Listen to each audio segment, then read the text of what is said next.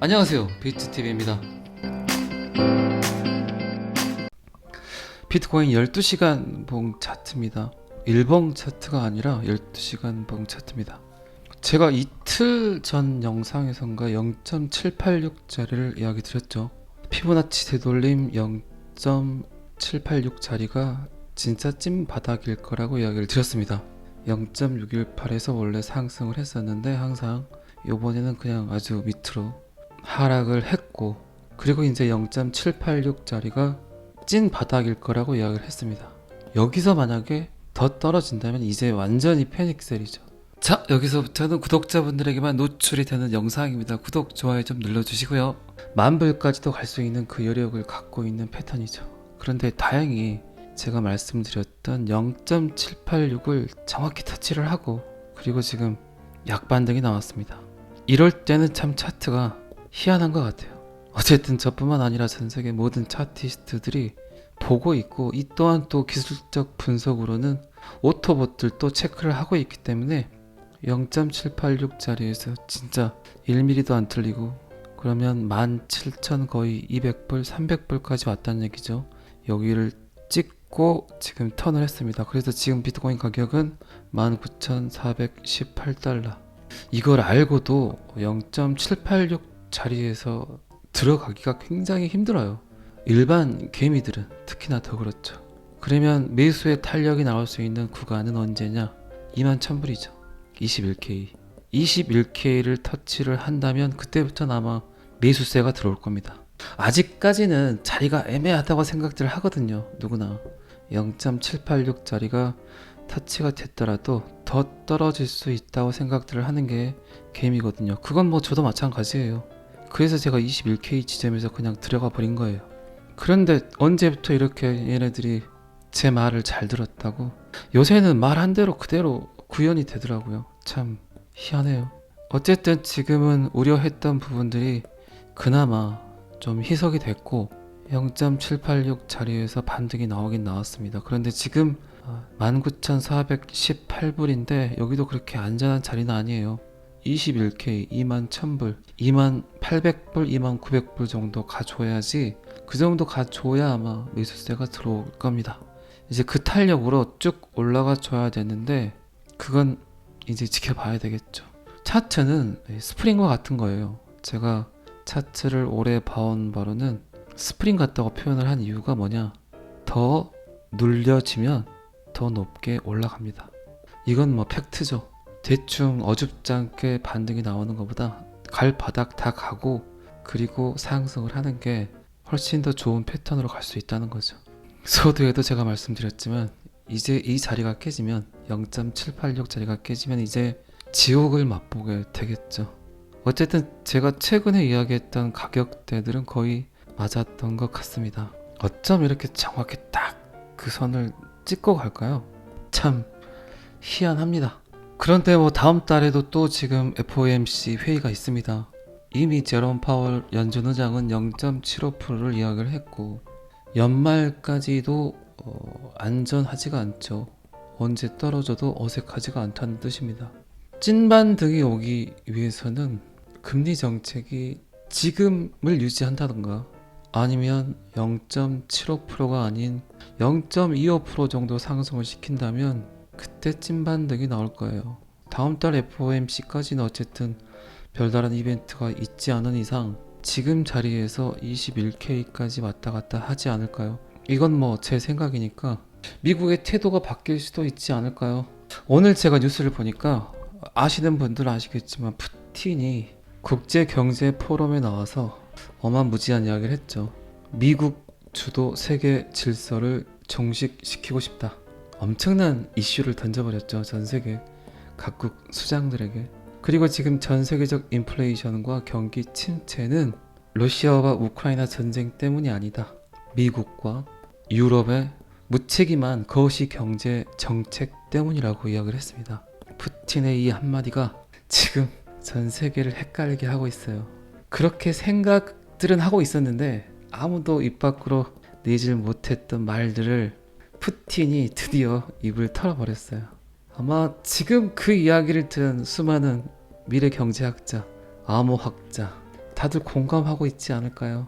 그런데 어떻게 할 수는 없겠죠. 쉽게 액션을 취할 수 있는 그런 발언은 아니니까. 미국한테 한번 잘못 보이게 되면 엄청난 고통을 겪게 되니까 쉽게 말을 할 수는 없겠죠. 그런다고 해서 제가 푸틴 편을 드는 건 절대 아닙니다. 항상 사실과 진실 사이에는 오묘한 게 있어요. 그 누구도 파헤치지 않으려는 오묘한 게 있습니다.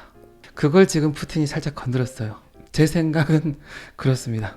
그리고 지금 전 세계가 50대 50 편을 갈라서 진영 대결을 하는 것 같아요.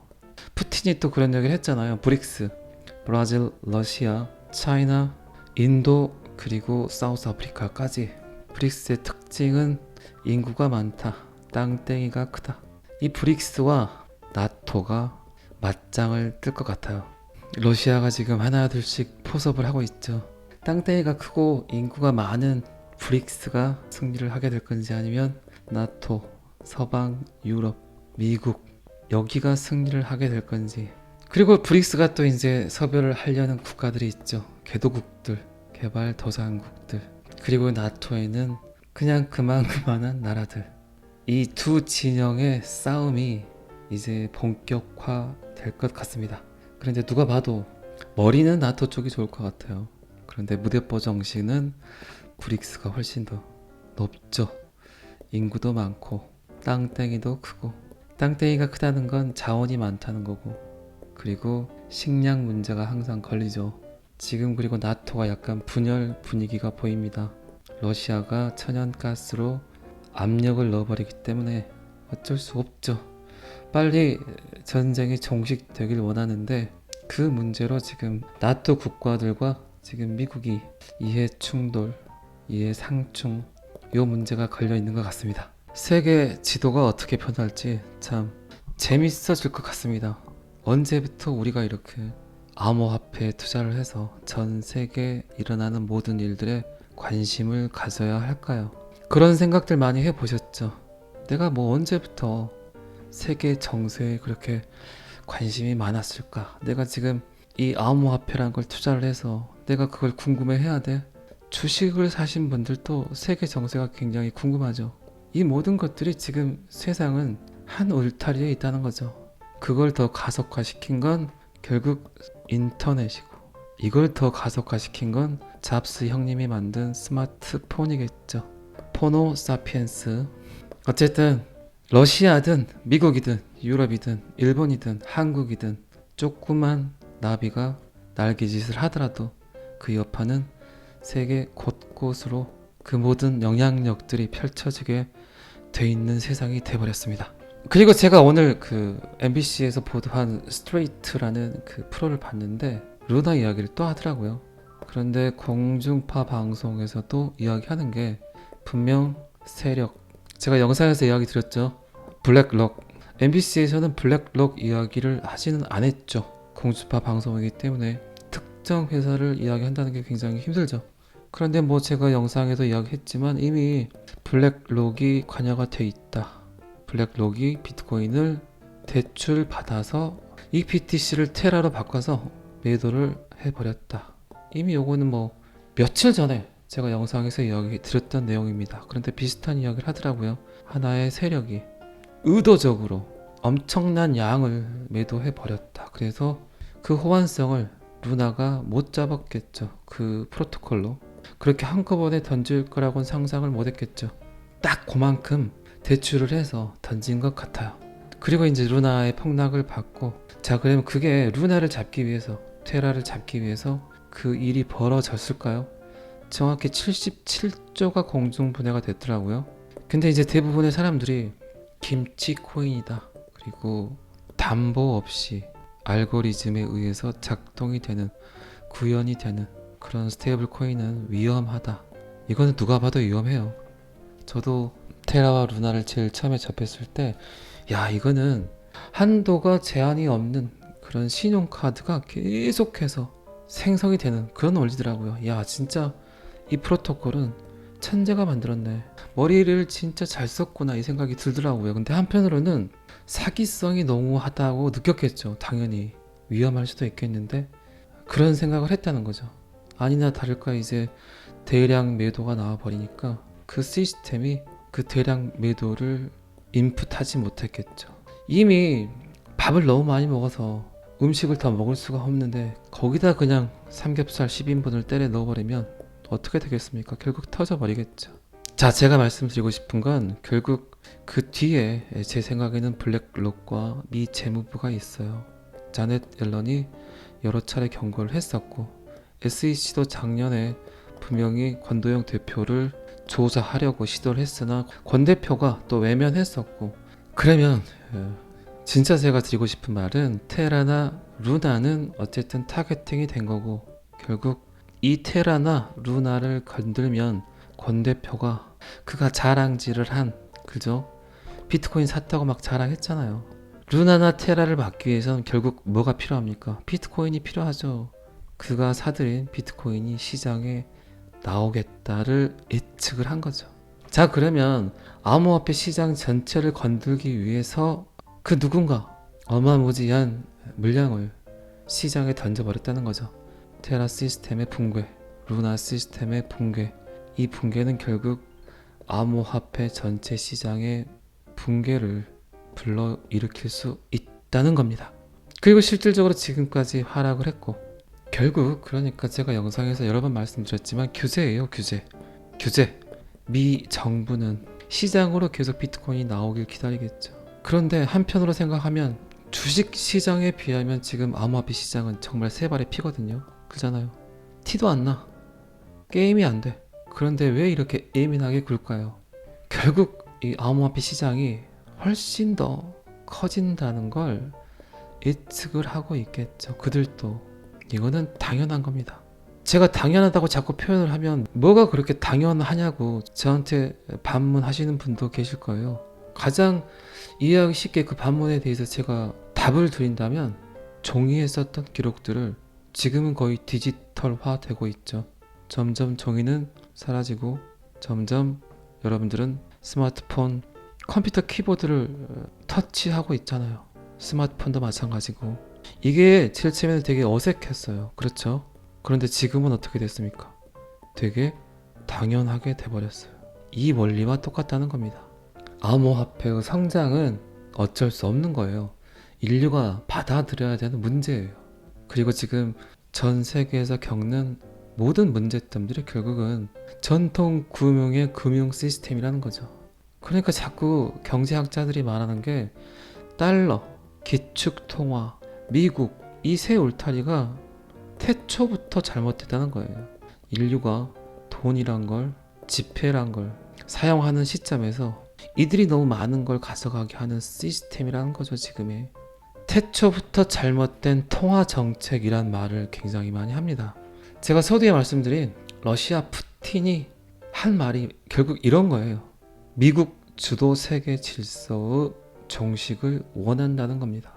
다시 한번 말씀드리지만 제가 푸틴을 옹호하거나 푸틴을 사랑하지 않습니다. 절대. 그런데 세상은 지금까지 너무 불합리하게 돌아갔다는 거죠.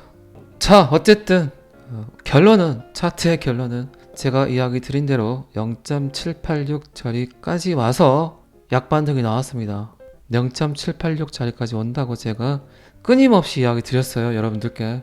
그리고 이제 이 자리에서 더 떨어지면 이제 진짜 모질이가 되는 거고, 지금 이 상태로 횡보를 하다가 미국이 태세 전환을 하게 되면 그때 꽃반등, 찐반등이 나오게 될 겁니다. 지금 상황에서는 들어가시면 안 돼요. 어찌됐든 간에 21K 정도가 매수 타점은 좋을 것 같습니다. 그리고 지금 국내외 굉장히 지금 많은 곳들에서 비트코인 암호화폐 블록체인을 알리기 위한 그런 컨퍼런스들이 굉장히 많이 열리고 있어요. 제가 서울에서 열리는 컨퍼런스를 예전에는 굉장히 많이 다녔습니다. 지금은 이제 코로나가 창궐이 된 이후로는 거의 안 갔었는데 굉장히 좋은 세미나를 하더라고요. 암호화폐 미래 돈 지형이 바뀐다. 이게 내일 모레죠. 그러니까 수요일날 KRX 한국거래소 컨퍼런스 홀에서 진행을 하네요. 디지털 경제 시대 제4회 블록체인 비즈니스 포럼. 시간 되시는 분들은 이런 걸 한번 가서 보세요.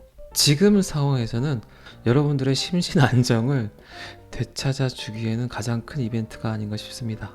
여러분들은 매일 스트레스를 받고 거래소를 보면서 유튜버가 또 어떤 이야기를 하면 쟤 또 사기치네 뭐 그럴 수도 있죠. 그렇게 하지만 저보다 훨씬 더 똑똑하고 더 많은 지식을 갖고 있는 분들은 이렇게 미래를 위해서 준비를 하고 있습니다. 그런 차원에서 한 번씩 가서 보시면 저는 그래요. 제 생각에는 세미나나 포럼, 컨퍼런스 이런 것들은 실질적으로 가서 지식적인 부분은 그렇게 크게 얻는 부분들은 별로 없을 거예요. 무슨 말 하는지도 잘 모르고 무슨 내용인지도 잘 모르고 그럴 겁니다. 그건 누구나 그래요. 누구나. 그런데 이렇게 큰 행사들은 무얼 보냐? 아, 여기에 누가 왔구나. 이 행사를 누가 개최를 했구나. 이런 걸 보는 거죠. 이런 것들을 보게 되면 이제 그때부터 약간 안도감도 들고, 그리고 이제 좀 더 디테일하게 블록체인 암호화폐를 알아보는 그런 계기가 되는 거죠. 저는 그렇게 생각을 합니다. 여러분들 잘 보시는 코인리스 대표도 오시네요. 그리고 쟁글 이현우 대표도 오시고, 그 외에 많은 참가자들이 강연을 하게 되네요.